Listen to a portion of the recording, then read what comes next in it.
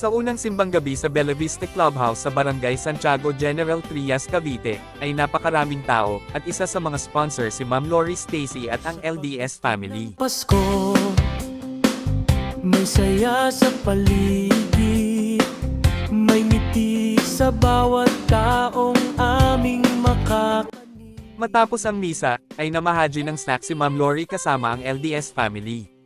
Salamat po kay Ma'am Lori at sa LDS family. Tunay na maaga ang Pasko. Ngiti at saya, yan ang aming alay. Pamasko, namin nahandog ay pag-asa, mga tulong at ligaya sa bawat isa, sa pagkakaisa ay mayroong biyaya. LDS family, lahat dapat ay sama-sama.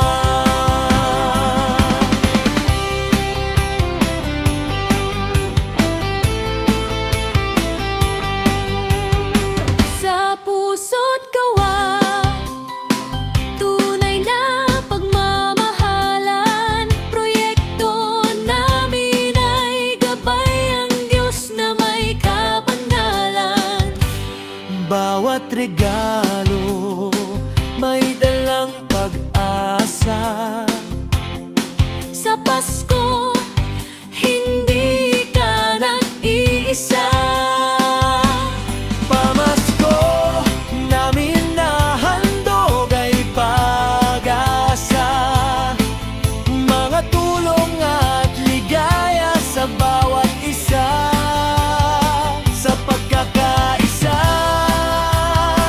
ay mayroong biyaya. LDS family. Ano, meron kayong merienda? Meron na. Ako ang naubusan ng snacks. Ito po muli si Kuya Eli, hanggang sa susunod na kwento.